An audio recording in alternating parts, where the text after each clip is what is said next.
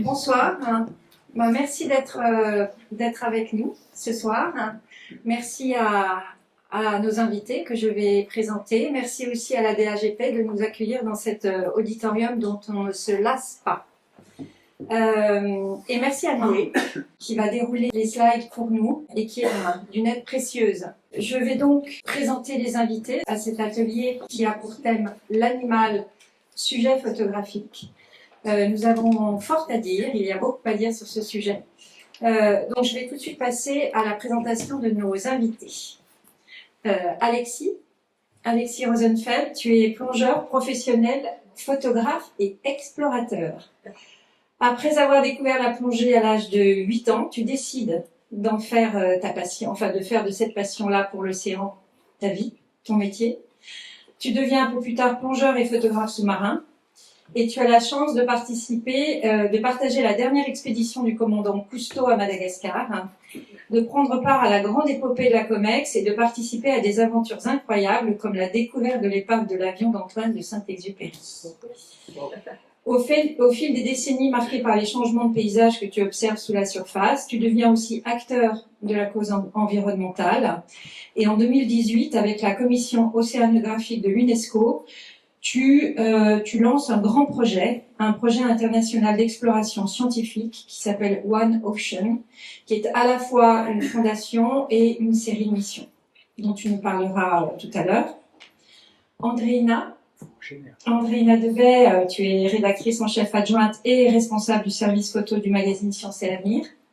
Depuis 2001, tu as débuté en agence de presse, avant de couvrir le poste d'iconographe dans différents hebdos et mensuels nationaux et de prendre les rênes de la photo du magazine Terre Sauvage en 1995. Tu vas d'ailleurs nous en parler de cette aventure à Terre Sauvage.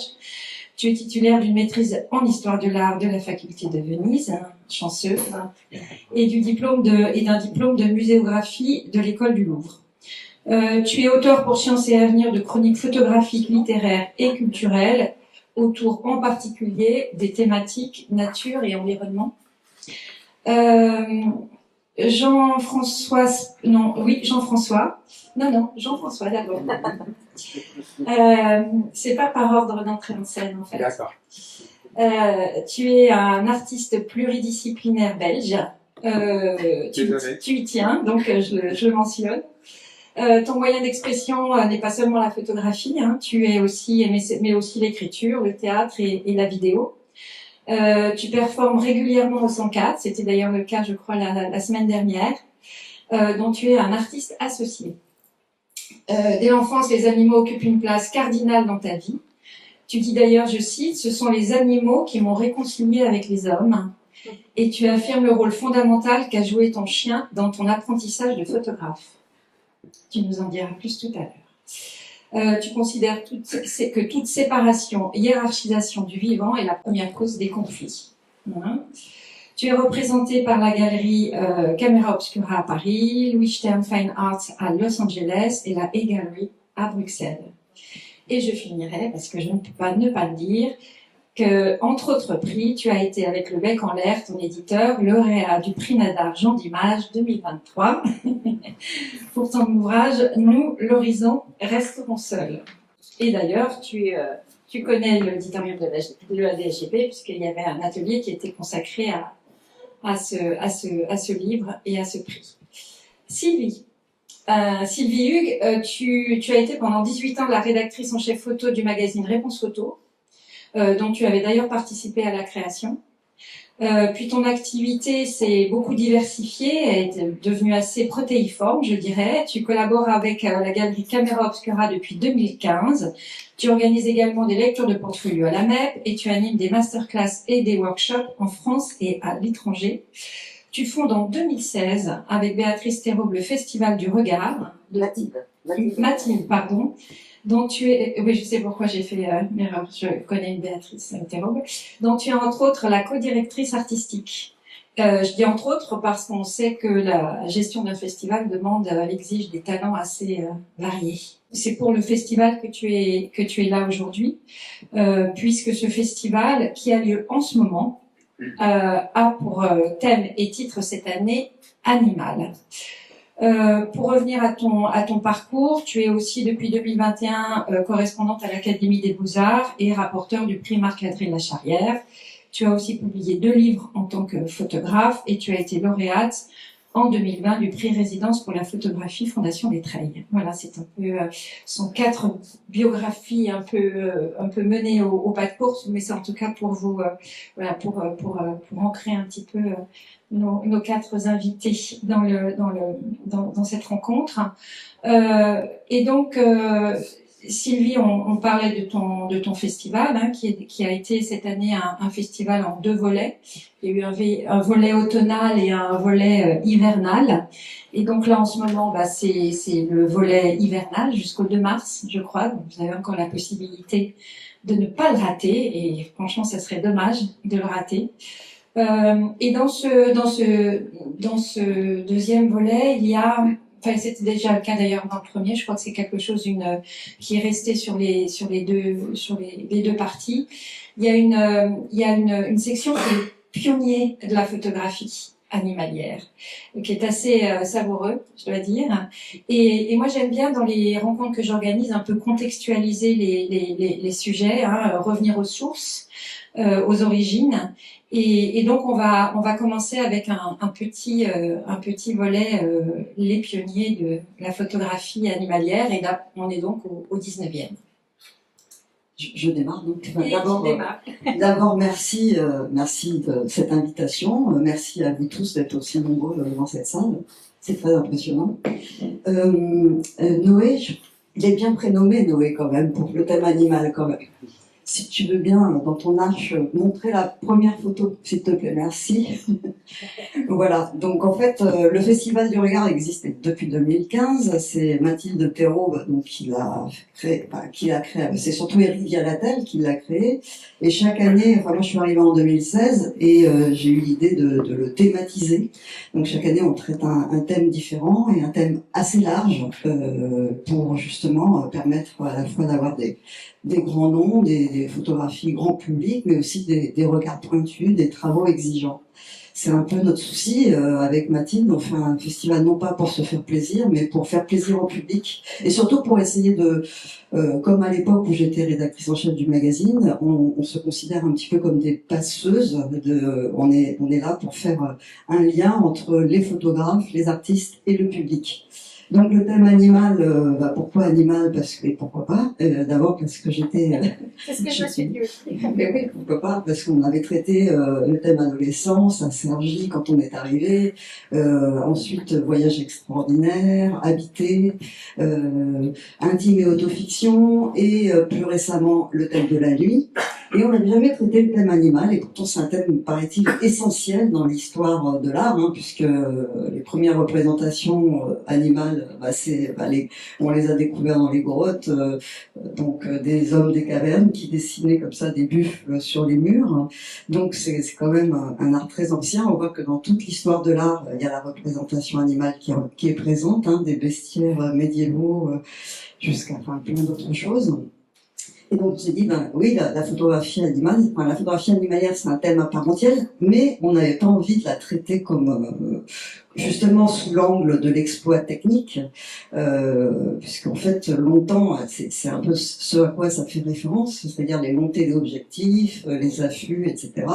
Mais sous l'angle plutôt de la relation humain-animal. C'était un peu notre idée avec Mathilde de traiter le thème sous cet angle. Il y a aussi des chiffres qui nous ont alertés. Alors je reprends mon petit catalogue. Alors vous avez un dépliant à la sortie si vous voulez voir la programmation. Il y a des chiffres qui nous alertent aussi et qui nous faisaient nous dire qu'il y avait urgence à traiter ce thème. Ça c'est Andrina qui pourrait mieux en parler que moi. C'est les scientifiques s'accordent pour parler de la 6e extinction de masse de la biodiversité, soit entre 150 000 à 260 000 espèces éteintes. Ça, on en parlera. C'est effrayant. Moi, je trouve que c'est vraiment effrayant. Donc, je me disais vraiment, voilà, il faut qu'on traite ce thème. On a énormément de vie de scolaires. Il faut essayer d'alerter à notre petite mesure. Hein. On est microscopique, mais bon, quoi qu'il en soit, si on peut faire passer un message, faisons-le. Et donc, une des caractéristiques du festival, c'est justement d'avoir une partie dédiée au 19e siècle et aux pionniers de la photographie. Pourquoi? Parce que Mathilde Thérault, c'est sa spécialité, et elle m'a fait découvrir ce domaine que moi je connaissais pas et qui est en réalité absolument passionnant. Et là, vous allez voir défiler effectivement. Alors, ce que vous voyez à l'écran, qui est assez rigolo, hein, c'est un des frères Kirton. Donc, dans ce festival, on présente les travaux d'Étienne Jules Marais, Edward Muybridge, Georges Demny et Albert Londe, qui étaient des scientifiques, comme vous le savez, médecins pour Jules Marais, qui ont travaillé sur la locomotion animale et humaine aussi.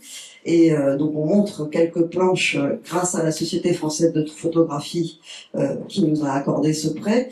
Et la trouvaille de Mathilde, c'est les frères Kirton, très peu connus en France, très connus en Angleterre.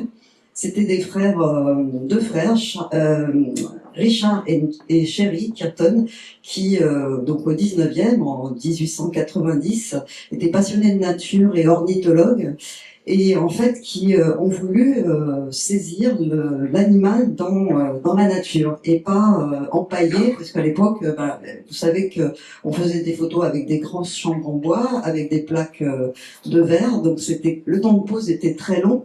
Donc évidemment, l'animal, il avait le temps de se carapater. Donc les premières représentations animales, ce sont des animaux empaillés.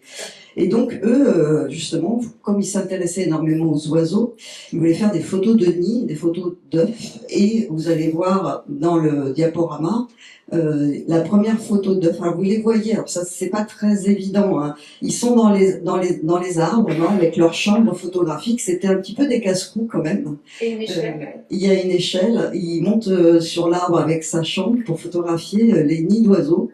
Et grâce au frère Kirton, on a en 1892 la première photographie de nids et d'œufs. Voilà, donc ça paraît anodin, mais parce qu'aujourd'hui ça paraît simple, mais à l'époque c'était quand même extrêmement compliqué, quoi. Là voici la première photo d'œuf.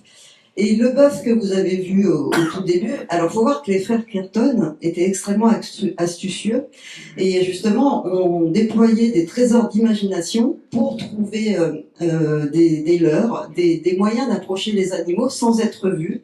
Donc on revient au bœuf, s'il te plaît. Non, merci. Et donc ils sont allés voir un taxidermiste qui leur a fait donc un bœuf empaillé, enfin un bœuf qui est un faux bœuf que Richard portait comme ça sur son épaule dans le village. Les gens les prenaient un peu pour des fous.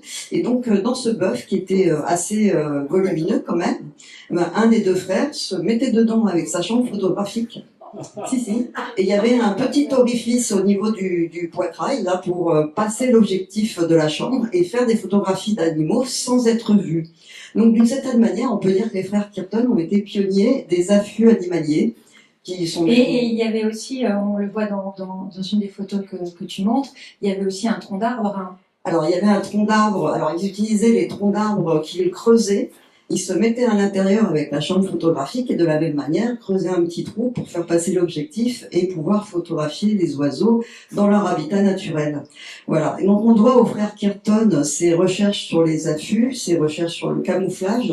Ils ont tous les deux édité un nombre de livres considérable sur la photographie animalière et ils ont été vraiment des pionniers en la matière et vous pouvez voir leurs photos au Festival du Regard. Enfin, quelques photos et la photo du lion à la fin, qui est faite au flash, c'est en fait Richard, lui, était plus âgé, donc il a à un moment abandonné, il s'est consacré à l'édition, et Thierry, lui, avec sa femme, était plus intrépide et est parti, y compris en Afrique, faire des photos d'animaux sauvages.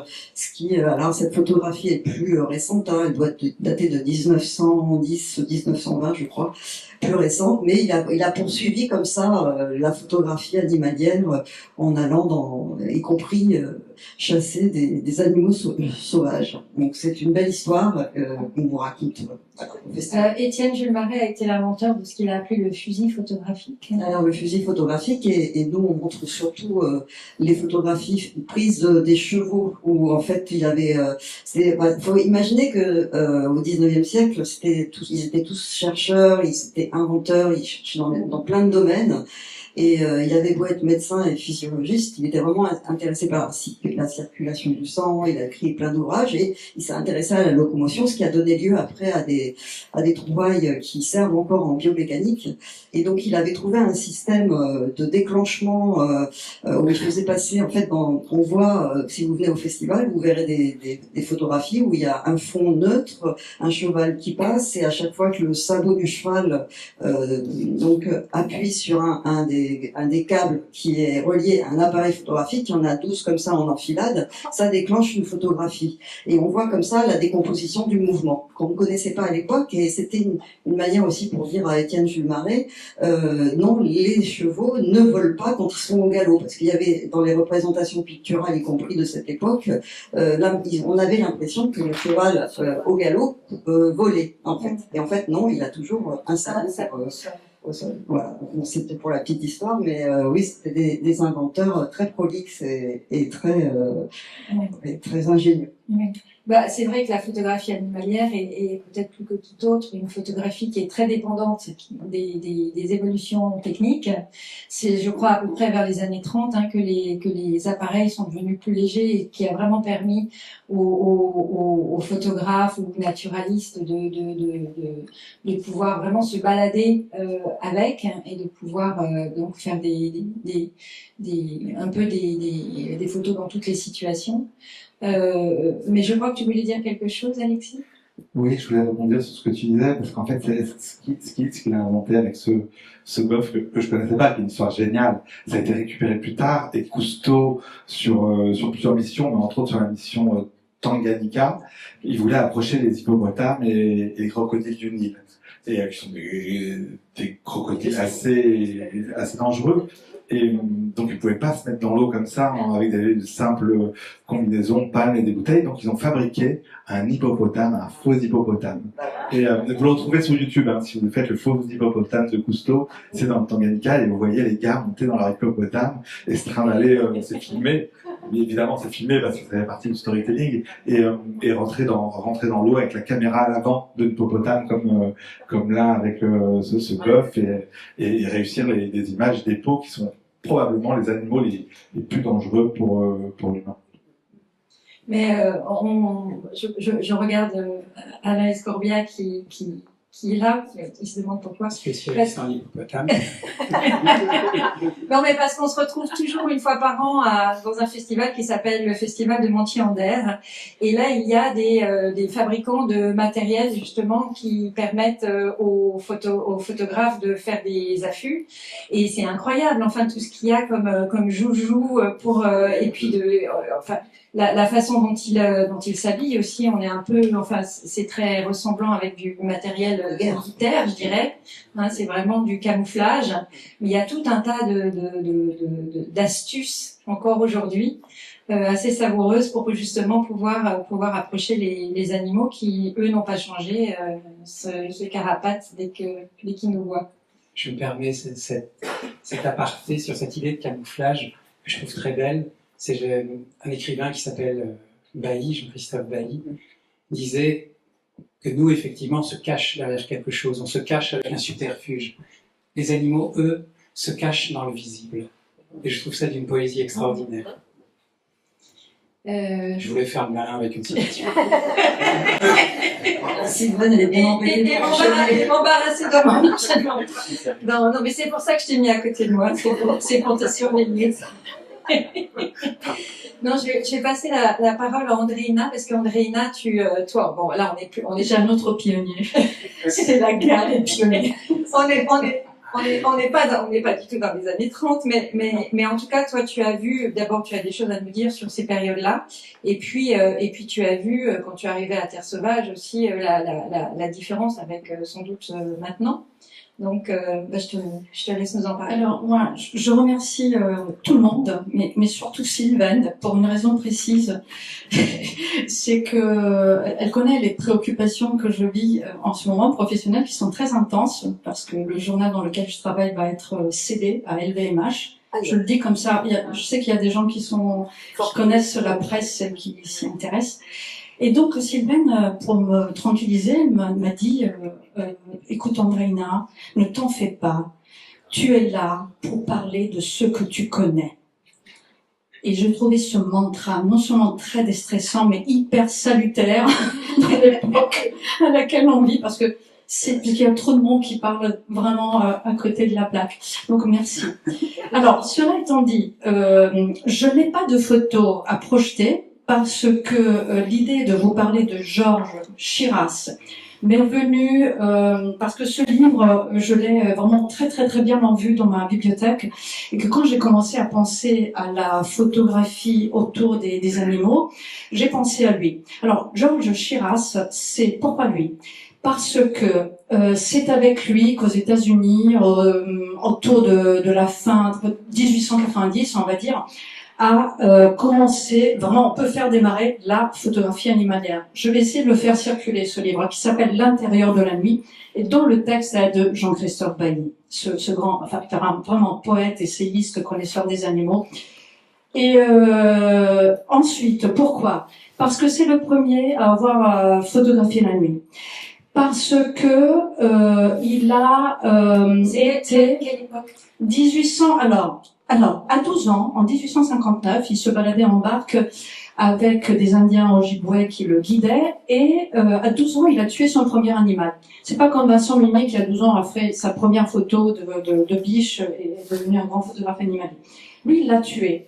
20 ans après, toujours en se baladant avec ses guides indiens dans le lac supérieur en Michigan, il troque le fusil pour une caméra. Il dit gun gives way to camera. Et à ce moment-là, au lieu de chasser, il abandonne la chasse et il commence à prendre des photos. Et comment il commence à prendre des photos? Il est en barque, il se balade la nuit dans des lieux vraiment sauvages. Et à l'avant il se poste à l'avant. Il a un dispositif qui lui permet de déclencher un éclat de magnésium. Avant, ils allaient à la chasse les Indiens chassaient avec des vraies flammes, des vrais feux. Ça permettait d'attirer l'animal. La lumière se reflétait dans les yeux de l'animal, et cette étincelle qui surgissait dans les yeux de l'animal faisait que le chasseur tirait. Et Chiras a abandonné la chasse et a commencé à faire de la photo.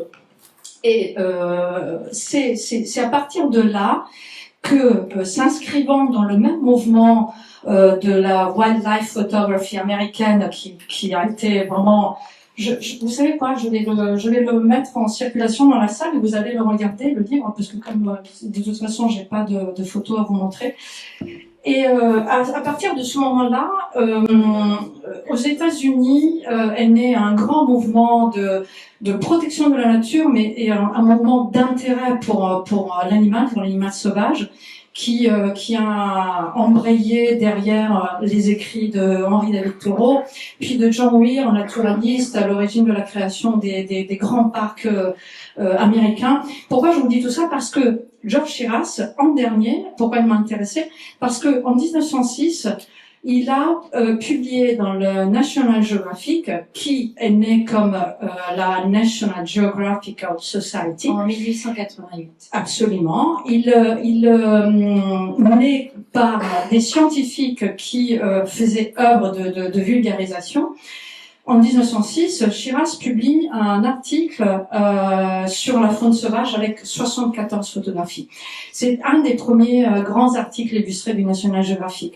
Pourquoi encore c'est important? Parce que le National Geographic est devenu, à partir de là, un acteur principal de la vulgarisation auprès du grand public de la vie sauvage. Et pourquoi c'est important par rapport à ma propre expérience à Terre Sauvage, qui a commencé en 95 et qui a duré jusqu'à 2001, au moment où après je suis partie à Sciences Avenir, parce que le National Geographic était une référence.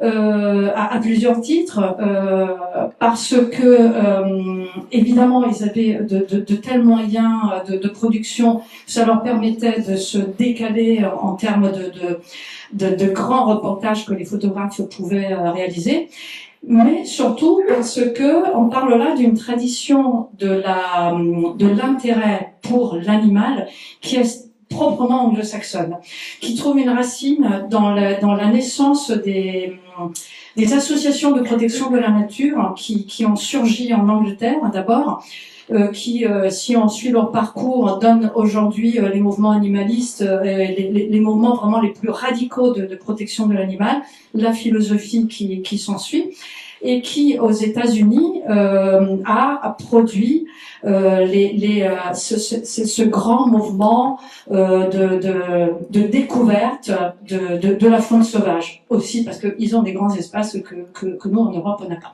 Quand je suis arrivée à Terre Sauvage, j'ai découvert cette pratique photographique qui, comme vous le disiez, avait évidemment des contraintes techniques qui font que elle a été obligée de suivre une certaine progression.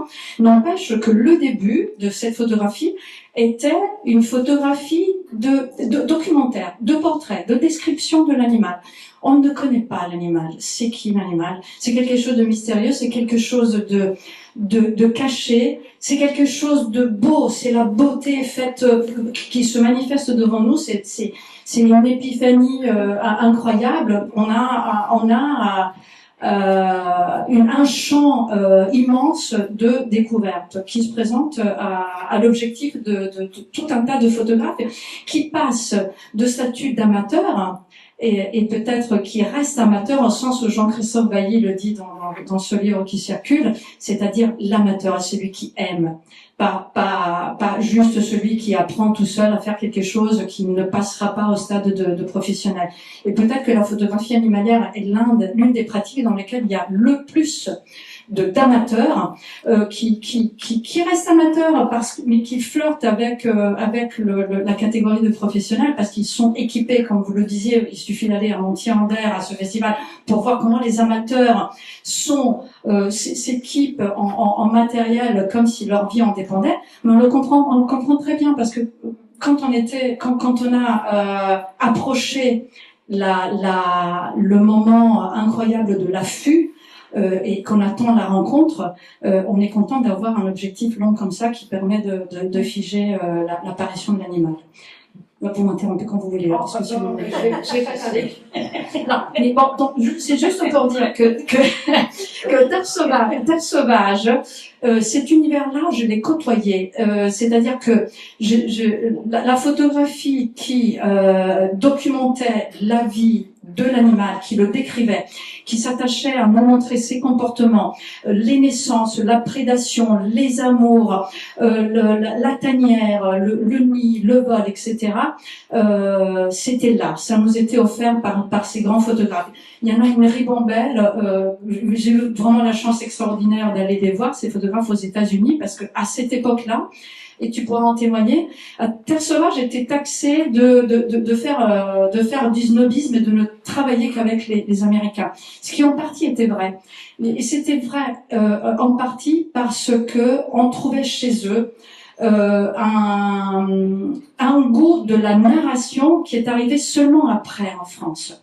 On est passé en France d'une photographie animalière qui était plus anecdotique, qui était plus descriptive, à une photo de la narration où l'histoire se mettait en place, où l'environnement était pris en compte petit à petit, où la préoccupation environnementale, mais je sais que tu veux qu'on en parle après, finalement fera le gap entre des débuts qui sont plus de l'ordre de la surprise, de l'étonnement, de l'émerveillement, à une photographie qui reste animalière parce que elle va se préoccuper non seulement de la rencontre avec cet autre que nous, qu'on n'a pas souvent l'occasion d'approcher, mais aussi de sa protection, de sa préservation et de l'étude des causes et des effets que notre vie d'humain a produit sur ces frères. Merci, Andréina. Je rebondis sur ce que tu disais tout à l'heure où tu parlais du nombre de photographes amateurs. J'ai un chiffre sur l'année 2023 pour le concours Wildlife Photographer of the Year. Il y a eu 50 000 candidatures qui venaient de 95 pays. C'est à toi. 50 000 photos. Ah, j'ai candidature, Ah oui. mais oui, ça te paraît beaucoup, moi aussi. Hein. Je crois que c'était 50, pour moi, c'était 54 000 photos. Donc, ouais. D'accord. Mais, je sais plus. Bon, et si tu peux prendre la parole pour autre chose que pour me contredire. Ouais, c'est beaucoup, ça. Mais tu peux faire. Non, mais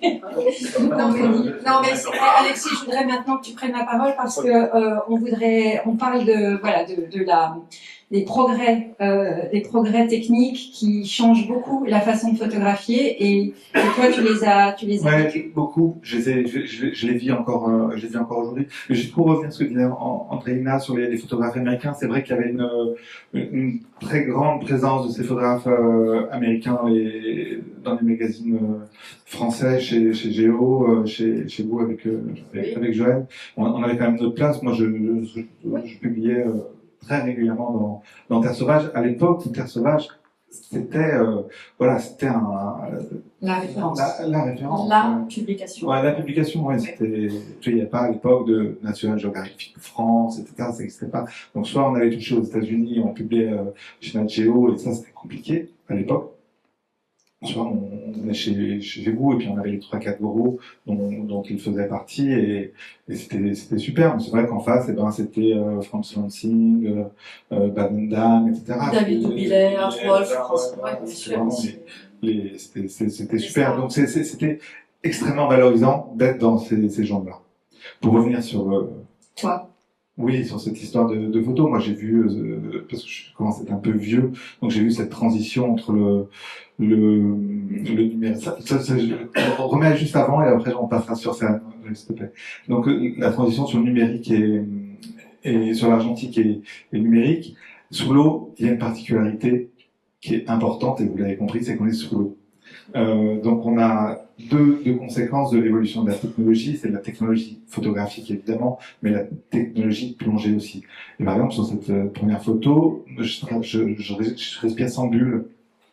Ces nouveaux appareils qui n'existaient pas avant, qui me permettent de rester extrêmement longtemps sous l'eau, avec favorisant certains facteurs de décompression, ces fameux paliers. Et ça me permet aussi d'aller beaucoup plus profond, ce que je pouvais pas faire il y a 25 ou 30 ans quand c'était l'argentique. Donc j'avais une double contrainte, la contrainte de la plongée sous-marine où je devais rester quelques minutes, et la contrainte de l'appareil photo, où j'avais même parfois plusieurs appareils photo, mais j'avais 36 poses. Et une fois que j'avais fait ces 36 poses et que je pouvais pas vérifier parce que j'avais pas mon petit écran à l'arrière de la caméra pour voir si c'était bien exposé, pas bien exposé, s'il y avait la bestiole, si c'était net, etc. Mais j'étais foutu, donc j'avais il y avait une part de défi, d'improbable qui était extraordinaire. J'ai moins maintenant. Donc là, je suis plus dans la technique, changer les lumières, passer les lumières. Mais voilà, on peut passer, oui. Voilà, et ça, c'était le début. Moi, j'ai commencé à plonger, m'a appris à plonger aussi avec ça donc je vais vous le montrer, parce que alors, je ne travaillais pas avec ça, hein, je vous rassure. Mais ça, c'était l'époque des premières plongées de Bhoutan, aussi, comme on en parlait là tout à l'heure sur ces pionniers. Et Louis Bhoutan, il travaillait avec un scaphandre comme celui-ci pour faire les premières photos en 1800 et quelques, sous l'eau, avec une boîte, une lampe avec une bougie à l'intérieur, etc. C'était juste n'importe quoi, mais c'était extraordinaire. Et ça, c'est une comparaison. C'était pour vous parler de la chance de ce clic merveilleux qu'on avait en argentique et qu'on allait trouver peut-être 1 mois, 2 mois après, en revenant de mission, en allant au labo et en découvrant les images. Donc il y avait aussi sincèrement ce sentiment de satisfaction qui est un peu, sans nostalgie, hein, mais qui a un petit peu disparu, où là, bon, je suis plus dans une technique de l'immédiateté, où je sais que j'ai un rendu pour la semaine d'après, et ça va très bien. La photo de gauche, avec ce baiser de dauphin, par exemple, c'est une photo que j'ai réalisée aux Bahamas. Je suis parti, je sais plus combien de temps, sur cette mission aux Bahamas pour le Figaro Magazine, et pendant l'ensemble du séjour, j'ai vu 0 dauphin, alors que j'avais travaillé sur ces dauphins. Et au dernier moment, dernier jour, ça a duré 3 minutes, je fais cette photo avec le yin et le yang du dauphin. Voilà. C'était pour vous dire à quel point la photo sous-marine est improbable, parce que dès que j'ai passé la tête sous l'eau, j'ai aucune idée de ce qui va se passer. C'est vraiment le hasard de ce qui va se présenter, en tout cas une grosse part de hasard de ce qui va se présenter à moi. Et la photo de droite, c'est fait en numérique très récemment, au même endroit. Ça, c'est une couverture de terre sauvage. On va peut-être là passer des... Voilà, c'est sur un travail sur les baleines dans l'Argentique. C'était aussi sur ces grosses missions cette complexité. On va attendre sur celle-là. Voilà.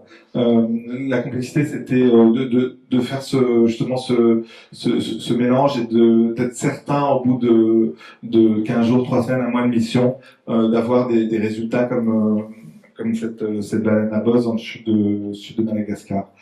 Aujourd'hui, avec le numérique, si on peut passer, oui. Non, on revient. Voilà. Alors, on a la chance,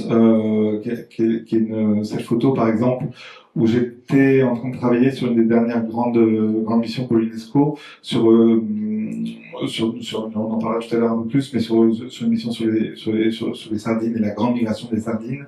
Et mon rêve, c'était d'atteindre une photo dans cet esprit-là, où les baleines viennent à la fin, où les sardines sont regroupées et d'un coup gobent l'ensemble des sardines. Et j'ai pas vu cette baleine. En fait, cette photo, je l'ai faite par hasard. Et j'étais en rafale, parce qu'aujourd'hui, l'appareil me permet d'avoir les 11, 12, peut-être 14 images à la seconde, et je travaillais en rafale sur les sardines, parce qu'il y a des attaques d'oiseaux et de dauphins sur le banc de sardines.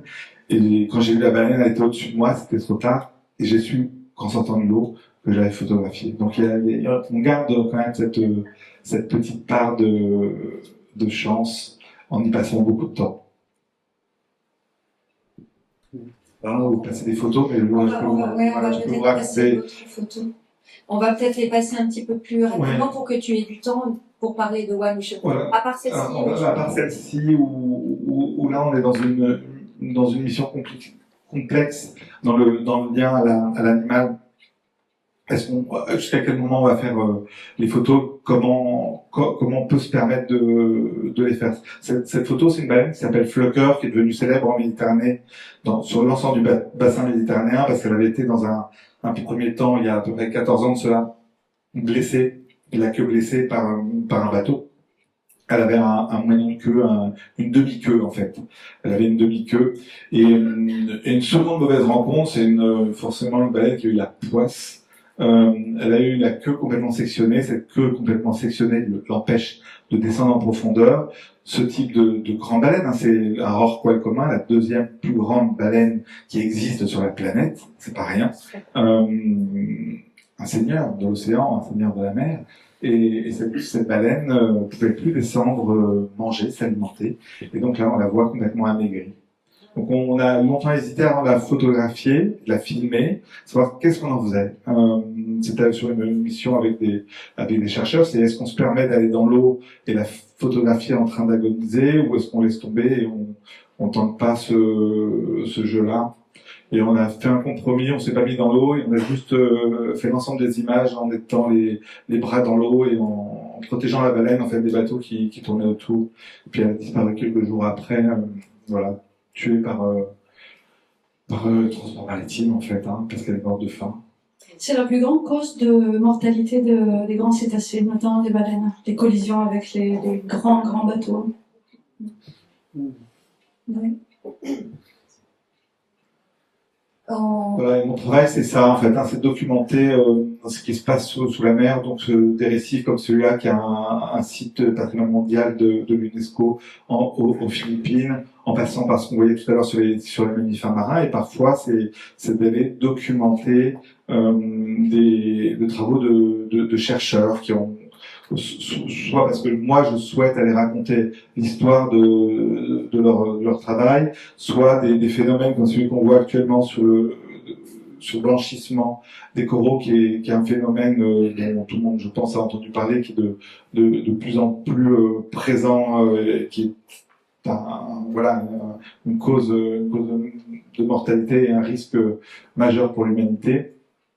Ou simplement partir sur des sujets très thématiques comme les volcans sous-marins qu'on a réalisé récemment toujours pour cette organisation internationale.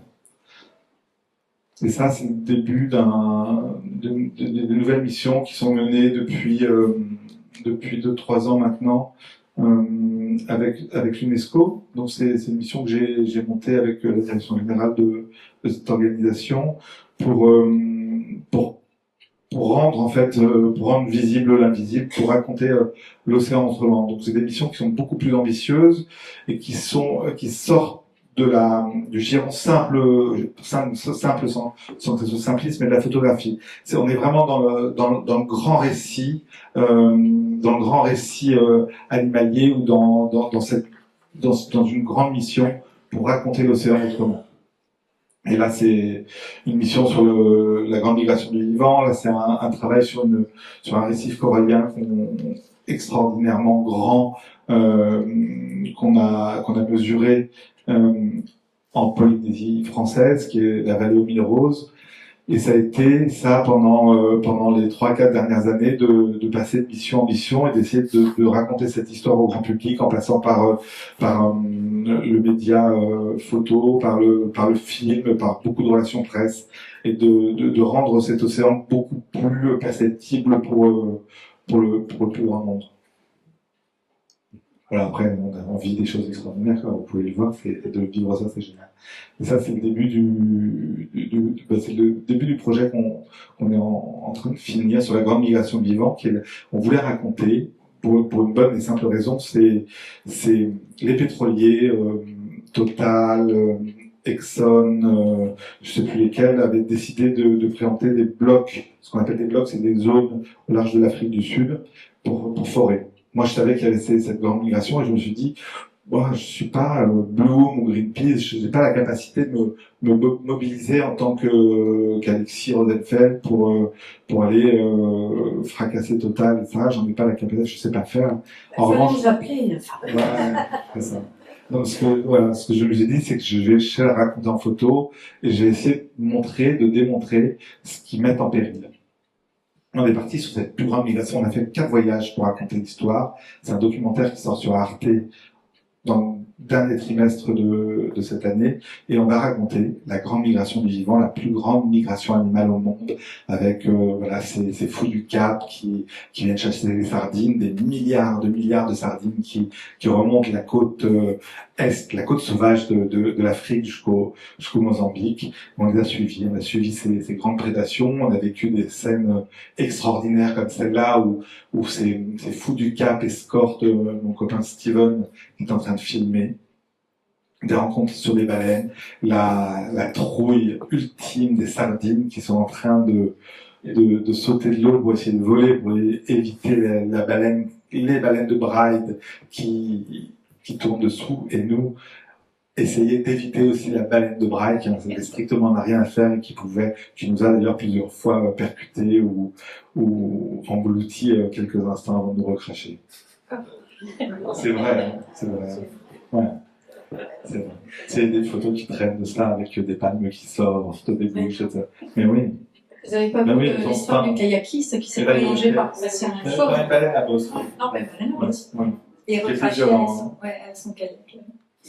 Voilà, donc c'est des rencontres extraordinaires où la technique photo est vraiment là, très présente, et l'évolution, on parlait tout à l'heure des techniques, où cette photo, par exemple, elle était impossible à produire il y a quelques années, parce que c'est une photo qui me demande d'être très poussée dans les ISO, dans la sensibilité, de travailler en très grande vitesse parce que j'ai peu de lumière, de pouvoir ensuite retravailler un peu mon image parce que j'ai des telle différence entre de gradient de lumière entre le haut de l'image et le bas de l'image que c'est pas supportable à la lecture ou à la publication. Et puis surtout ces vitesses de mise au point des autofocus qui changent complètement ma façon de travailler depuis l'évolution de cette technologie. Donc je profite grandement de l'évolution de cette technologie pour pouvoir raconter, pour travailler sur le récit différemment et ramener des histoires différentes. Cette photo, on s'en rend pas compte. Cette photo, je l'avais vue. Donc c'est vrai, ça c'est vraiment une histoire de photo. Cette photo, je l'avais vue, j'avais envie de la faire, j'étais dans l'eau, ça faisait peut-être 1 heure qu'on était dans l'eau. Et je voyais ces dauphins moi j'existais pas, on n'existait pas, on les dérangeait pas, on n'avait pas besoin de camouflage dont on parle, comme on racontait ça tout à l'heure. Donc ils passaient à côté de moi, à quelques centimètres de moi, à quelques mètres de moi. Ce qui les intéressait, c'était de bouffer les sardines avec la délicatesse ultime de n'en manger qu'une à la fois. Mais par contre, ils passaient à pleine balle, à une vitesse complètement incroyable. Et voilà, je ne vais pas vous apprendre ce que c'est la vitesse et la photographie.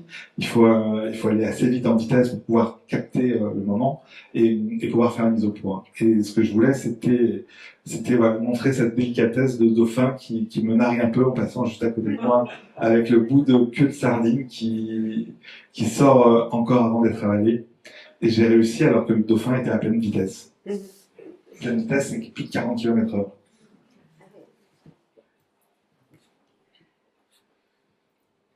Voilà, ça c'est... que les fous du Cap, ils arrivent en piqué à 100 km/h. Les fous du Cap arrivent en piqué à 100 km/h et on avait prévu des casques. Parce qu'il y avait eu un accident il y a quelques années, donc on s'est dit on va éviter l'embrouille. L'accident du travail. Voilà, l'accident du travail qui sera assez difficilement explicable à l'inspecteur. Et là, ils y sont tous, hein, je crois. Là, il y a du monde, hein, il y a des oiseaux, des dauphins, un requin. Alors, des fois, il y a 30 requins, 80 oiseaux. C'est des histoires complètement. C'est l'histoire du vivant complètement folle. Mais c'est comme ça que moi, j'ai envie surtout de raconter la nature et le vivant. Et l'UNESCO finance, j'imagine, mais est-ce aussi il diffuse ce travail? Oui, c'est diffusé. L'UNESCO participe grandement. Ils sont co-porteurs, co-narrateurs de l'histoire. On construit ensemble. Je propose des histoires, et ils souhaitent des histoires. Donc on les fabrique ensemble et puis on les diffuse. Il y aura, je pense qu'on vous tiendra au courant, mais il y aura des projections dans la grande salle de l'UNESCO. On présentera en avant-première les films, et c'est important. C'est une maison qui représente quand même ces valeurs d'éducation, de science, d'océan. Et elle a un poids par rapport à Total, Exxon et consorts? Non, personne n'a poids par rapport à ça. Donc il n'y a pas l'idée de peut-être faire changer les zones de forage? On passe le message. Donc pour l'instant, Total s'est retiré. Il n'y a que Total qui s'est retiré, mais semble-t-il pour des raisons techniques. Tu permets juste un truc, Sylvain, par rapport à ça. Un des changements qui s'est produit aussi dans cette pratique de la photographie animalière, c'est que, et peut-être il y a un saut en arrière qui est fait parce qu'on revient aux grandes expéditions d'exploration, c'est que le photographe a noué une alliance avec des institutions de recherche, grandes institutions de recherche.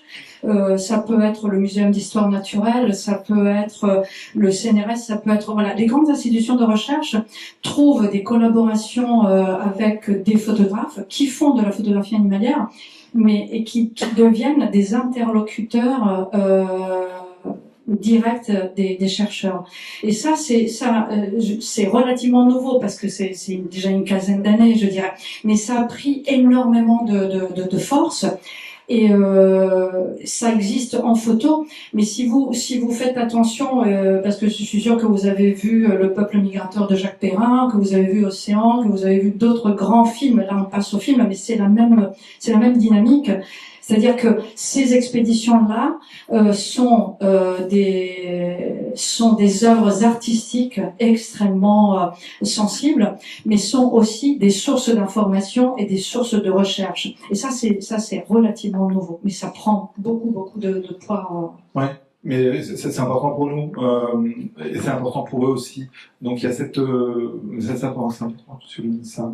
C'est cette collaboration qui est génial. Et là, par exemple, sur ce projet-là, il y a Fabienne Delfour, qui est une vétérinaire cétologue qui travaille avec nous, qui participe grandement au projet, qui nous conseille, qui va faire des analyses aussi sur les images. Avec Fabienne, on a compris sur certaines des photos qui sont pas là, que j'ai faites, qui sont des mises en évidence de constats scientifiques jamais photographiés sur une partie de ces photos. Donc, ce qu'on fait, moi je lui donne les photos, et qu'on va travailler ensemble sur une publication scientifique qui va nous permettre de démontrer en fait ces informations scientifiques. C'est un truc sur justement sur la vitesse des dauphins. Les dauphins, pour atteindre une certaine vitesse, vont déformer leur corps. Moi, je l'ai photographié, mais je l'ai pas vu. Et en développant les photos sur l'ordinateur, je me suis dit, ils sont quand même bizarres ces dauphins. Il y a un truc. Et là, je me suis dit, ils sont gogoles, quoi. Et du coup, j'envoie ça à Fabienne Delfour. Elle me dit, non, c'est le phénomène qui s'appelle, je sais plus comment, mais ça avait jamais été vu. J'ai un peu. Je me suis dit, d'accord, donc on va faire un truc. Et comme des histoires comme celle-là, il y en a plein, on en a fait plein. On ne comprenait pas, on essaie de comprendre avec eux pourquoi, c'est un peu comment les oiseaux, les fous du Cap communiquent avec les dauphins. Il y a un lien, il y a forcément un lien. Ils travaillent ensemble, il n'y en a jamais un qui se percute. Donc on essaie de comprendre ça. Et donc pour ça on fait des mesures, on plonge nous avec des microphones, des hydrophones, on filme l'impact des oiseaux, mais elle filme aussi de l'extérieur, elle essaie de comprendre qui va donner l'ordre aux autres de plonger en premier, voilà, le plus barjot de tous, je pense, mais et on se retrouve avec ces oiseaux qui sont sous l'eau, qui communiquent probablement, comme je disais, avec ces dauphins, et tout le monde est dans une pulsion animale complètement folle et magique, et nous, on la raconte cette histoire. En fait, les chercheurs m'ont toujours dit qu'ils n'ont pas les moyens à mettre en œuvre, ils n'ont pas les moyens financiers de mettre en œuvre ce genre de recherche. Donc, ce sont des grandes expéditions artistiques. Et je me souviens que Jacques Perrin, que j'avais eu vraiment la grande chance de rencontrer, il m'avait dit que quand il a tourné Océan, ils avaient mis au point je ne sais pas combien de nouveaux engins pour filmer, pour photographier, etc., et pour faire des relevés, et que les scientifiques avaient été demandeurs de ça parce que jamais ils auraient eu les moyens de faire ça. C'est lui qui leur a permis d'avoir ces résultats de recherche. Merci à vous deux. Je voudrais passer la parole à Sylvie pour que son tour viendra. J'ai compris que j'étais le quota belge, donc que j'allais la fermer. Ah non, mais tu vas voir, la deuxième partie, ça va être un peu d'impression.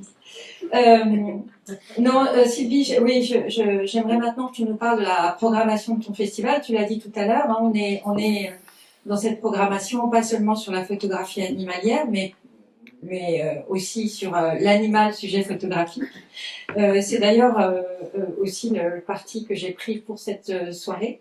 Donc maintenant, je voudrais que tu reviennes un petit peu sur la programmation et puis que tu nous en parles.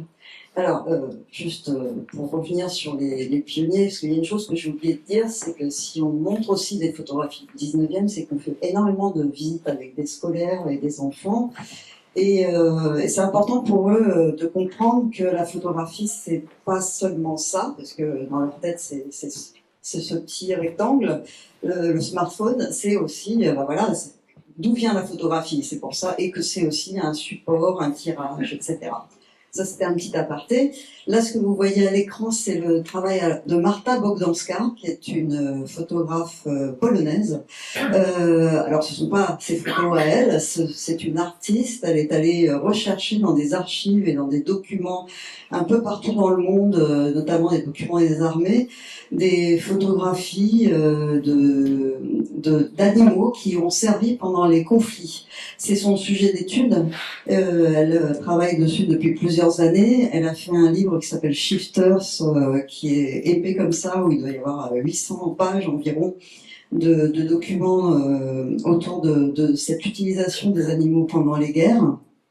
Et c'est assez spectaculaire. Moi, j'ai découvert énormément de choses, notamment l'utilisation du cochon pour effectivement tromper l'ennemi, puisque on peut pas imaginer que les traces sur le sol de cochon sont des soldats qui sont dessus, alors que si on voit des traces, alors évidemment quand je vous parle de conflits, c'est des conflits anciens, même s'il y a encore récemment un beluga apparemment qui a été arrêté en mer Baltique et qui portait une mine mines, donc ils sont encore utilisés, les animaux, pour par certaines armées, mais bon, les documents qu'elle a recueillis sont plutôt des documents un peu plus anciens, et à l'époque on utilisait donc les chevaux pour se déplacer, donc le cochon était pratique à deux titres, c'est que d'une part sa trace n'était pas douteuse, enfin on pouvait pas imaginer que c'était des soldats qui étaient dessus, et d'autre part le cochon se mange, donc c'était quand même pratique pour se restaurer.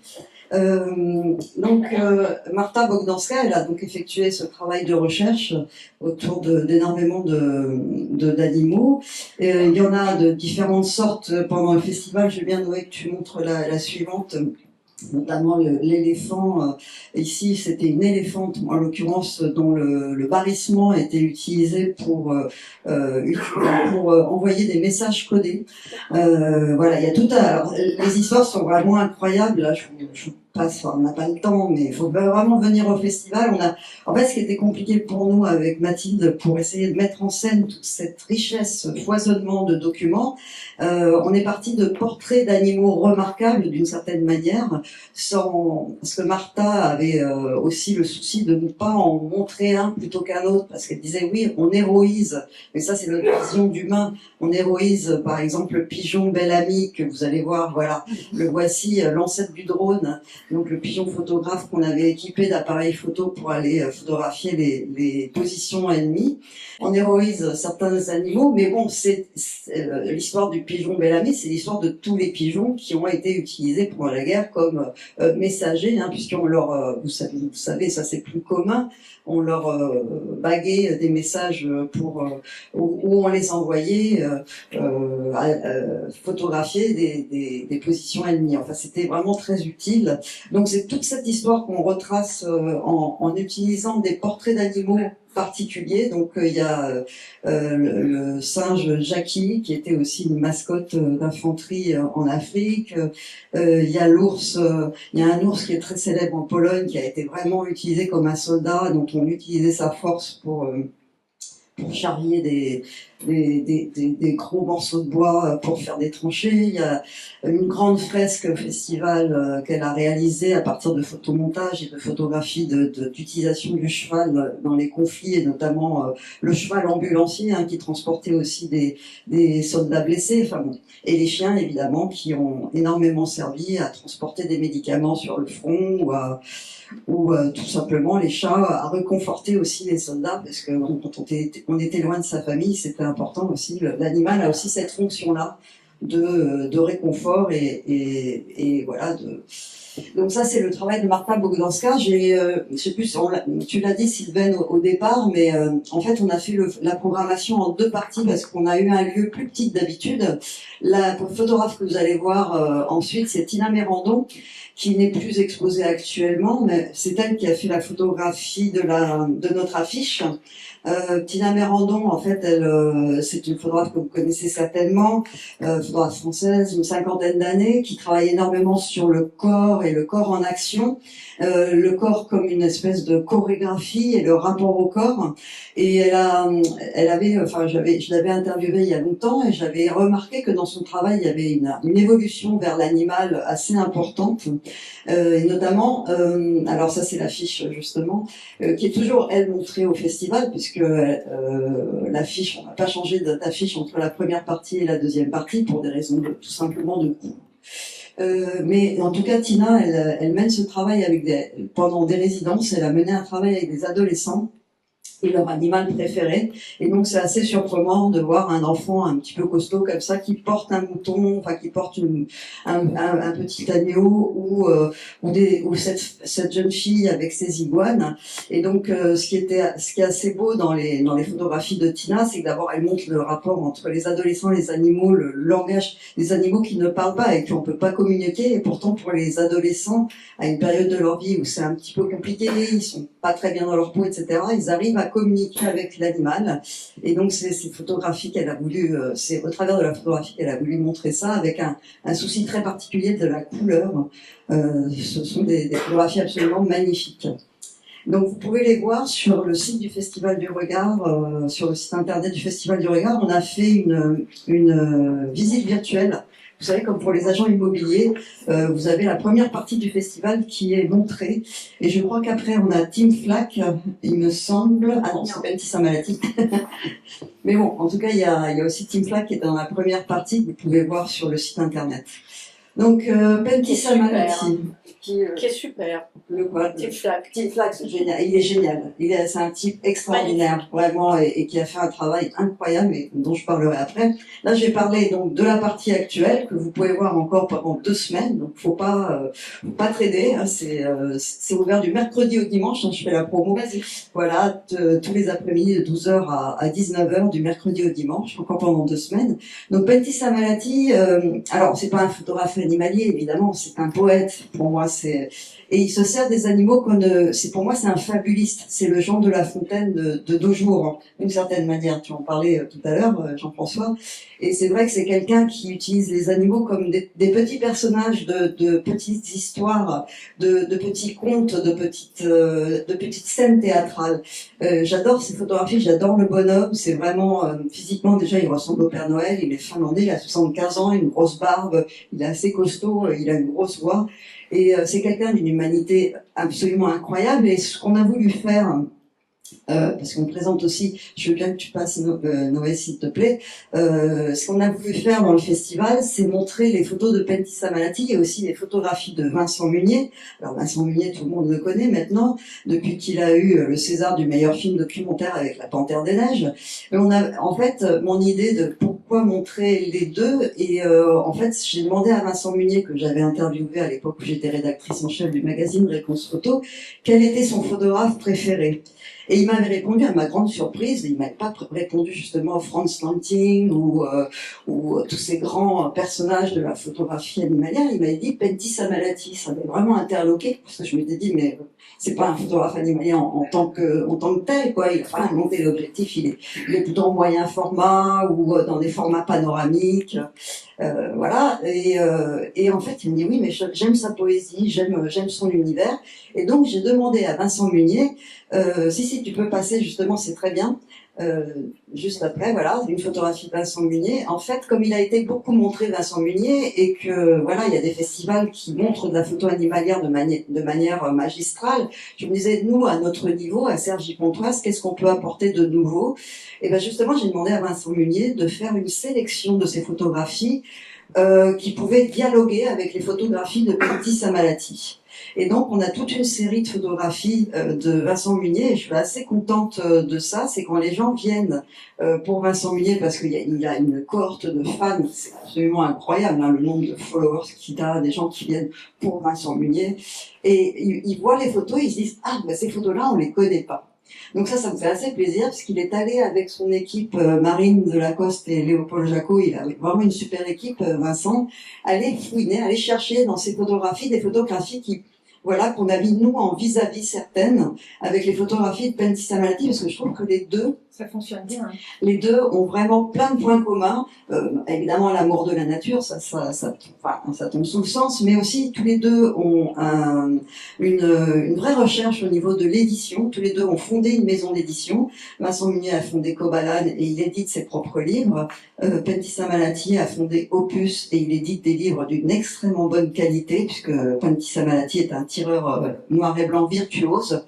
Les tirages que vous verrez de Vincent Munier sont aussi des tirages faits dans son studio avec son équipe qui sont magnifiques. Personne d'autre n'y touche. Hein. Enfin, c'est en huis clos. Hein. Oui, complètement. Les livres, les tirages. Donc, je trouve que les deux, avec 30 ans d'écart et plus de 3000 km aussi de distance d'écart, parce qu'il y en a un dans les Vosges et l'autre en Finlande, à Helsinki, ils ont plein de points communs. Et j'aurais aimé tellement les faire se rencontrer, ça n'a pas été possible pour des raisons d'emploi du temps, etc. Parce que je trouve que vraiment, je pense qu'ils s'entendent merveilleusement bien. Voilà, ils ont les mêmes préoccupations. C'est exactement la délicatesse. Merci. Alors ici, c'est Michel Vanden-Écoute, à notre Belge. Et alors, je suis très contente parce qu'on a montré les photos, enfin, on montre les photographies de Jean-François Splissico juste à côté de celles de Michel. Et je sais parce que Jean-François est exposé au Festival du Requin. Jean-François est exposé. Alors, très peu d'images parce que c'est surtout un film qu'on projette, qu'il a réalisé. Il a eu la gentillesse de réaliser un film spécialement pour nous, un film de photographie qui voilà, qui est montré à Cergy.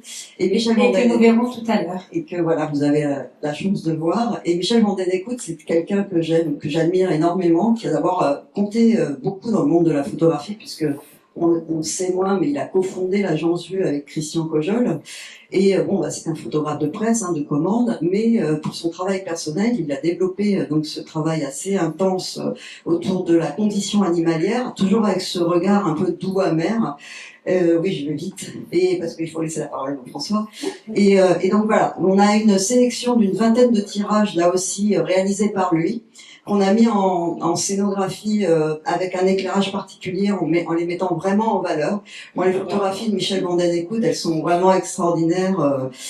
C'est pour moi des petites perles comme ça. Mais bon, je vais laisser la parole à Jean-François parce que c'est vrai que le temps passe. Et, Le temps court même ce soir. Mais voilà, c'est encore une mais on a déjà un aperçu, en tout cas, de la programmation de ton festival. Voilà, Tim Flack, qui était donc présent dans la première partie avec More Than Human, la série où il a réalisé des portraits d'animaux en les faisant se ressembler. C'était sa volonté de les faire ressembler au maximum à des humains pour que les gens, les voyant, se disent mais finalement ces animaux, bah c'est nous quoi. En fait, on est en train de les mettre en péril, mais en fait c'est nous, c'est notre espèce qu'on met en péril au travers d'eux. Donc et on a eu la chance de la voir au vernissage et vraiment c'est un type extraordinaire quoi.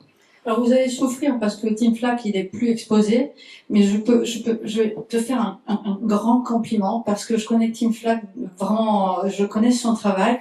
J'ai vu le livre, ses livres, etc. L'editing que vous avez fait, l'accrochage, etc. C'est une absolue splendeur. Voilà. Merci beaucoup. On essaye au maximum de mettre en valeur le travail des photographes et d'être à leur service.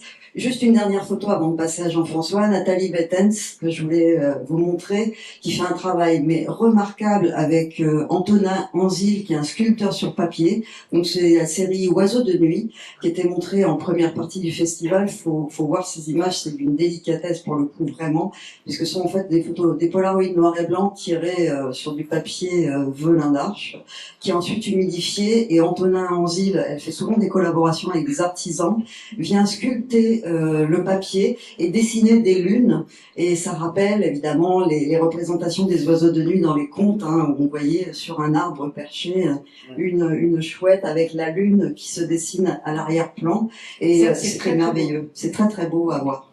Mais voilà, j'arrête. Merci beaucoup Sylvie. Moi, je voudrais passer... Désolé. Je voudrais passer la parole à Jean-François que nous avons hâte d'entendre. Et donc Jean-François, tu vas nous parler de ta relation à l'animal, aux animaux, hein, puisque elle est quand même centrale dans ton œuvre. Tu me dis d'ailleurs, hein, depuis que je fais de la photographie, l'animal n'est jamais loin. Non, il n'est jamais loin, mais il n'est pas central non plus parce que ça supposerait une hiérarchie.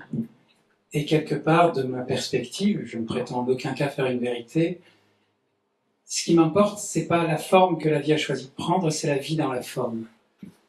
Et partant de là, il n'y a plus de conflit possible. Et c'est vrai que ces animaux, pardon, j'aurais fait 2 fois le malin, mais c'est parce que ça me touche tellement, je suis tombé sur ce texte. Il y a toujours pour moi cet aspect bouleversant de l'animal qui ne possède rien, sauf sa vie. Il y a cette immense liberté de l'animal, vivant sans plus sa réalité d'être, sans tout le faux que nous ajoutons à la sensation d'exister. Bon, je pense qu'elle va percer, elle s'appelle Marguerite Yourcenar. Et c'est quelque chose de très important pour moi. Je serai concis, rassurez-vous, je sais pour le verre de l'amitié qui suit. Mais d'abord, merci de cette invitation, merci à Sylvaine pour sa confiance.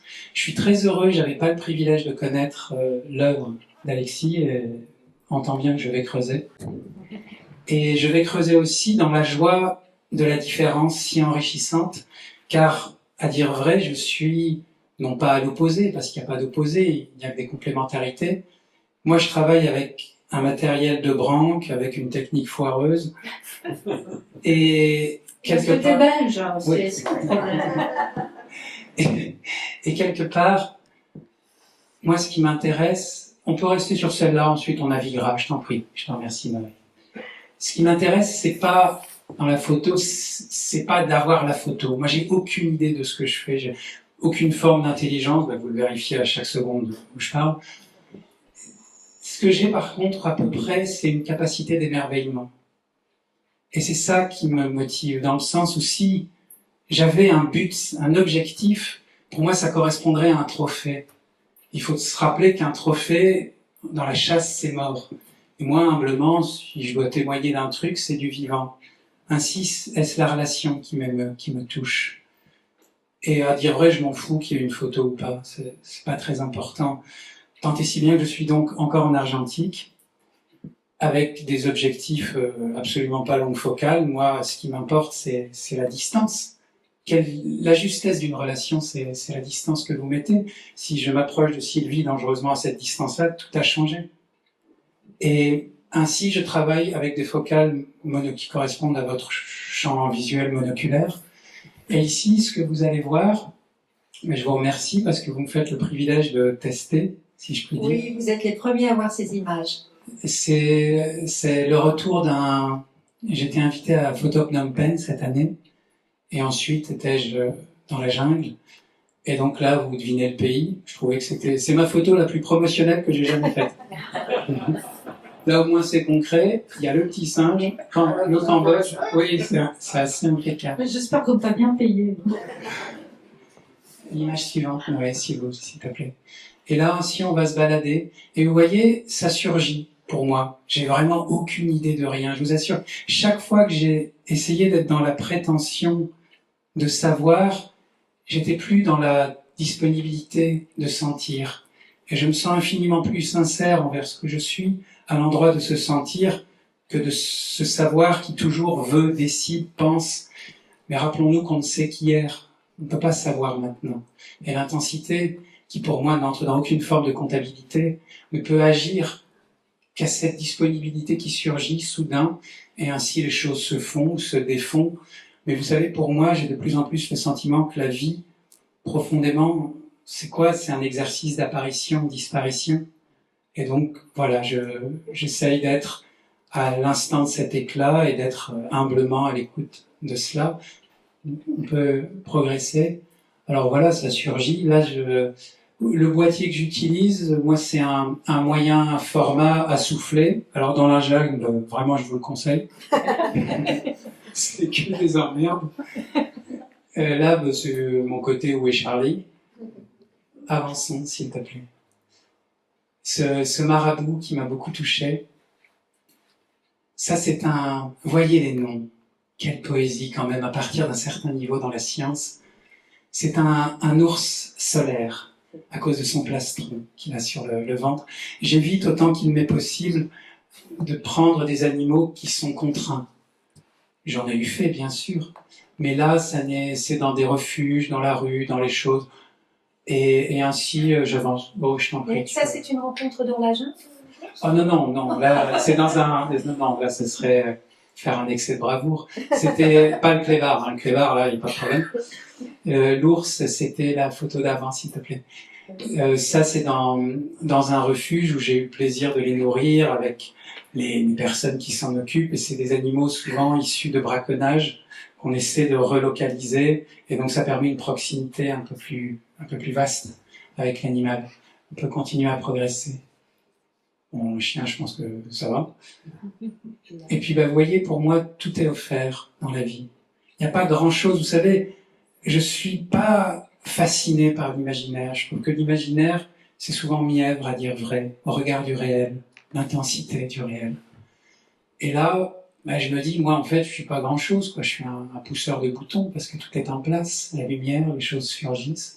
On peut continuer à avancer, s'il te plaît. Ça, je trouvais ça rigolo. Là, les éléphants, pour vous dire, ça s'est passé dans cette jungle. C'est un périple qu'on fait. Et les éléphantes que vous voyez là n'ont ni enclos, ni entrave. Elles circulent librement, ce qui veut dire qu'elles apparaissent ou non. Il se passe ce qui se passe. Et j'ai eu ce privilège colossal qu'elles m'ont fait le cadeau de leur présence. Et vous verrez un peu plus loin, j'ai eu l'immense joie de me baigner avec 2 éléphantes dans une rivière sauvage au fin fond de la jungle. Bon, autant vous dire que par contre, si l'éléphante a décidé de vous marcher dessus, il n'y a pas de revendication possible. Hein. Donc continuons à avancer. Ouais. Là, c'est un vulgarus injus. Dans les temples, il foisonne, il y en a tant. Avançons encore. Et vous voyez, il y a ces instants où soudain l'animal vous accepte, parce que je dois dire, beaucoup de chance avec les animaux. Je crois qu'il doit y avoir un pressentiment commun. Je veux rien leur prendre, vraiment, vraiment. Moi, ce qui m'intéresse, c'est cet instant de partage où il nous est donné à chacun d'être témoin, si je puis dire, de la merveille de l'autre. Là, c'était pareil, un singe soudain. Pouvons continuer, je t'en remercie. Vous imaginez le bonheur d'être ici? Là, je suis même pas 1m50. Et là, dans votre cœur, vous savez pas à qui vous dites merci, mais vous dites merci, parce que ça surgit. Continuons. Et là, vous parlez-je des magnifiques noms. Là, figurez-vous que vous êtes face à 2 panthères nébuleuses. C'est pas extraordinaire, ça? Vous imaginez? C'est quand même mieux que d'avoir des prénoms à la con, je vais pas le dire, parce qu'il y aurait des chances qu'il y ait dans la salle. Mais panthère nébuleuse, voilà, je trouve qu'il y a quelque chose qui porte et transporte. Avançons encore, je t'en remercie. Cette éléphante, figurez-vous, m'est apparue comme ceci. Le monsieur avec qui on était me dit, voilà, bon, normalement elle passe par là, je me retourne et voilà, il y a l'éléphante qui est là. Et contrairement à ce qu'on pourrait penser, elle se meut avec une célérité qui n'a rien de l'idée qu'on se fait d'un pachyderme. Et vous savez, surtout ce qui m'a touché, c'est la sensualité extraordinaire de la peau d'un éléphant. Parce que vous avez remarqué, un éléphant, de par son morphotype, ne ressemble à rien d'autre qu'un éléphant. Et pour autant, il porte en eux, je trouve, un archaïsme qui nous donne à voir un immémorial du monde. On sent bien qu'il y a une conscience de quelque chose, d'une intensité extraordinaire. Et voilà, vous voyez, quand ça surgit, vous dites merci. Continuons, s'il te plaît. Ça, c'était rigolo. C'est le rendez-vous improbable, foiré, parce que je pense, vous savez, ils étaient sur Tinder, mais ils se sont pas bien entendus sur l'espèce. Et ça m'amuse, parce que pour moi, je me dis, vous connaissez ce mot de l'instant décisif, et j'ai dit à un copain qui vient d'avoir son enfant, écoute, moi je sais vraiment mettre en valeur mes sujets, si tu veux, je fais des photos de ton enfant, et je lui ai envoyé celle-là. Donc, il a été calminette à Dylan m'inviter pour faire un quelconque portrait. Voilà, ça c'est un ours lunaire. Vous avez vu la délicatesse? Il y a le solaire et le lunaire. C'est beau, non? Vous avez vu cette délicatesse dans l'étreinte? C'est pas mal, non? C'est là où nous ramènent les animaux. Pour moi, en tout cas, c'est la tendresse. J'étais un grand fan, comme tant, des films Cousteau, et je me souviens, était-ce dans un Cousteau ou un autre, d'avoir vu une maman alligator déplacer ses petits dans sa gueule. Ça m'a bouleversé. Cette infinie délicatesse. Et ce qui me touche aussi chez les animaux, c'est l'entraide. C'est très étonnant de voir, tu disais, les oiseaux, comment ils communiquent avec les dauphins. Et c'est un système d'entraide. Parce que eux, contrairement à nous, ne sont pas dans des valeurs qui s'accumulent, évidemment. Et ça, c'est quelque chose d'essentiel pour moi. On peut continuer. Je te remercie. Là, c'était pour vous montrer que des fois, je charge de la couleur. Et je trouve ça rigolo parce que je m'étais dit, à supposer qu'il y a un bon Dieu, quand même, le mec, il s'est dit, bon, alors, je vais te faire un corps blanc, ensuite un coup rouge, mais on va quand même finir sur du blanc. Et je trouve ça improbable. Ça m'émerveille, moi, cette espèce de festival. Continuons, je te remercie. Là, c'est pareil, vous voyez combien la conscience, qui pourrait dire, je pense que je ne trouverai pas d'imbécile ici pour soutenir cette phrase que les animaux n'ont pas d'émotion. Vous avez vu l'intensité de ce regard, tout ce qui s'y passe? Je sais pas, il y a quelque chose qui m'aime là-dedans. Continuons, s'il te plaît. Et là, revenons à notre panthère nébuleuse. Vous avez vu combien elle est prête. Elle est intensément prête. Et ça me revient, c'était un un maître zen, quand on lui demandait « Mais comment vous êtes devenu maître ?» Il disait simplement, en observant un chat qui guette le trou d'une souris, aucune tension. Il est prêt, il n'y a aucune tension. Vous avez vu? Là, je ne sais pas ce qu'elle est en train de regarder, mais c'est pas bon. Parce qu'elle ne va pas le louper. Et rendez-vous compte que cet animal magnifique était dans le refuge parce qu'un abruti de braconnier l'avait mise dans un sac en plastique pour le vendre pour Dieu sait quel commerce. Et elle a été retrouvée in extremis avec sa sœur qui n'a pas survécu. Et l'autre qualité des animaux, c'est la gratitude. C'est saisissant de voir, parce que, pensez bien, là je vous ai dit, avec mes appareils foireux et tout ça, elle est vraiment pas loin. Là, elle est à distance du premier rang, en plus. Et il y a une gratitude qui opère. Et il me vient sur c'est une petite histoire, je conclue là, je te rassure. Non, je t'en prie, je t'écoute. Que je trouve assez jolie quand on parlait de l'interaction et de se rendre compte de l'unicité essentielle du vivant, de cette pluralité. C'est un maître et ses disciples, je l'ai connu, cette histoire, vous me pardonnerez si vous la connaissez déjà. Et le maître demande à ses disciples, pouvez-vous me dire quand le soleil, quand le jour s'est levé? Les disciples réfléchissent et ils disent, on peut reconnaître que le jour s'est levé quand on distingue une feuille de figuier d'une feuille d'érable. Non, c'est pas ça. Un autre, bien, on reconnaît que le jour s'est levé quand on peut distinguer le cochon du veau. Là, on voit que le jour s'est levé. Non, ce n'est pas ça. Mais alors, maître, quand sait-on que le jour s'est levé? Vous savez que le jour s'est levé quand vous rencontrez un étranger et que vous reconnaissez un frère. Je vous remercie.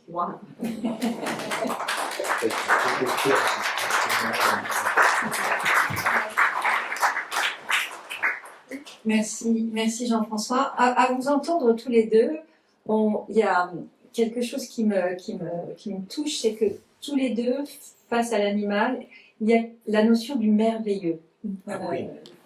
Et vous êtes des photographes très différents, mais en tout cas, c'est ce que je vois, c'est ce qui vous unit là, le merveilleux. Ah, exactement ça. Au risque de passer pour naïf, bien que je ne vois pas ce mot comme mièvre, c'est l'amour, non? Oui. Profondément. Ouais, c'est ça. Il n'y a rien d'autre. C'est ça. La photographie et ses rencontres, ce sont des histoires d'amour. Est-ce qu'on raconte cette histoire d'amour? Parce que quand tu parles, quand tu dis qu'à 8 ans, tu as plongé et que tu t'es dit que ça serait ta vie, qu'est-ce qui s'est passé à ce moment-là? C'est une forme de foudre, d'épiphanie. Oui, mais c'était pas les animaux. Ah, c'était pas les animaux. D'accord. Non, c'était le fait d'être... C'était ta cousine, t'as eu beaucoup d'ennuis. Ça, c'était sous l'eau. C'était le fait d'aller sous l'eau, de changer de monde et de dire tiens, grâce à ces ustensiles bizarres dans lesquels on met du gaz et qui me permettent de respirer, je peux aller dans un autre monde. Je peux changer de monde. Et il y a quelque chose de à la fois d'utopique et du domaine du rêve, ou si on le ramène à aujourd'hui, ces jeux électroniques avec lesquels jouent nos enfants et qui leur permettent de changer de niveau. Et moi, je changeais de niveau. J'allais dans un niveau où j'allais pouvoir découvrir d'autres choses. Et j'ai compris avec le temps, les animaux font partie dans ces rencontres, dans ce nouveau monde qui est le mien depuis quelques années. Mais c'est de dire que chaque fois que je passe la tête sous l'eau, il y a quelque chose de probablement d'étrange qui va se produire ou de jamais vécu. Et ça, c'est pour moi quelque chose d'extraordinaire. C'est le côté onirique. Oui. Et beaucoup de rencontres avec des animaux. Oui, des rencontres improbables. Oui, improbables. Des histoires improbables. Des animaux qui deviennent des copains. Vraiment. Qui te retrouvent quand tu replonges? Ah oui, il y a des histoires comme ça, avec ça, même des copains photographes. Andrea le connaît bien, mais Xavier Desbiais avait sauvé en terre australe antarctique française, avait aidé une orque à se déséchouer d'une plage. C'est une vieille histoire, et il est revenu 2 ans ou 3 ans après. Et il a appelé cette orque, et l'orque elle est revenue immédiatement. C'était ouf, quoi. Bon. La gratitude, comme tu disais. Il y a quelque chose de commun entre ces photographes qui sont différents, mais qui se retrouvent face à l'animal, c'est que ils passent, mais comme nous, on pourrait le faire si juste on s'arrête pour observer l'animal en silence. C'est qu'on passe dans un autre temps. Ça me fait penser à ce que dit encore une fois Jean-Christophe Bailly. Il parle d'un berçant animal. Il a écrit un livre très beau qui s'appelle Le berçant animal. Et il parle d'un temps animal. Et le temps animal est celui qu'on ne gère pas. C'est un temps qui n'est même plus le présent. C'est juste ce temps éphémère d'un surgissement. Si on a la chance, même sans un appareil photo, d'être dans ce temps-là, c'est qu'il s'est produit cette rencontre. Alexis, je voulais aussi que tu parles de ton nouveau projet, qui est un projet très important. Mais tu peux peut-être déjà nous en dire 2 mots. On va un petit peu y passer. Ah oui, ouais. C'est important parce qu'il s'agit de transmission. Oui, c'est une continuité en fait dans mon travail de photographe. J'ai une fille qui a 20 ans et qui se cherchait beaucoup et je vous résume l'histoire parce que sinon on a pour des heures. Malou, ma fille, m'annonce qu'elle a arrêté ses études et je raccourcis vachement. Cette histoire est plus longue que ça, elle est drôle. Et les gens partent. Oui, j'ai vu. Et elle m'annonce qu'elle veut s'engager. Et je trouvais l'idée excellente, mais je trouvais que les études c'était bien pour s'engager en choisissant le bon chemin. Et voilà, elle a préféré faire autrement. Elle m'annonce qu'elle veut être pompier, c'était partie de ses engagements. Et aujourd'hui, il n'y a pas longtemps, elle vient de rentrer chez les pompiers dans le sud de la France. Elle me dit, mais je voudrais aussi m'engager autrement et avec toi. Donc, on a commencé en un peu plus d'1 an à co-construire une histoire avec mon équipe aussi, qui s'appelle L'Océan Héritage. On va raconter l'histoire, cette histoire de l'océan que j'avais commencé à raconter tout seul. On va la raconter à 2, Malou et moi. L'intérêt de la raconter à 2, alors je suis super content je l'ai pas vu forcément beaucoup grandir parce que j'étais perpétuellement en voyage et sur des grandes missions. Ça me plaît énormément à titre très égoïste, mais ça fait partie de mon métier d'être super égoïste, de partager ça avec elle. Et l'idée, c'est comment on peut aujourd'hui aider à bâtir et à construire les consciences. Moi, je m'adresse à une population de gens avec l'audience que j'ai au-dessus de 40 ans, en allant publier un peu chez Paris Match, en allant travailler ou répondre à des interviews à la radio sur Europe ou sur Inter, etc. Et Malou, elle a la possibilité, avec son âge, les codes qui sont pas tous les miens, mais qui m'intriguent et qui m'intéressent, de s'adresser à une autre audience. Donc on est parti sur de grands projets avec l'UNESCO évidemment, de raconter l'océan autrement, mais à 2. Elle pour son audience, la mienne pour la mienne, et on attaque un cycle de conférences ensemble, un projet documentaire qui est entamé sur une première série de 10 épisodes de 26 minutes, et on crée une grande histoire sur l'océan ensemble. Voilà. Merci.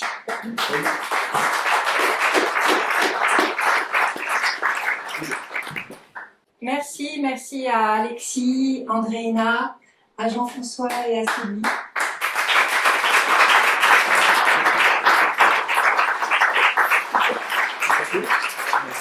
Le rencontre est terminée, mais nous pouvons la poursuivre autour d'un verre.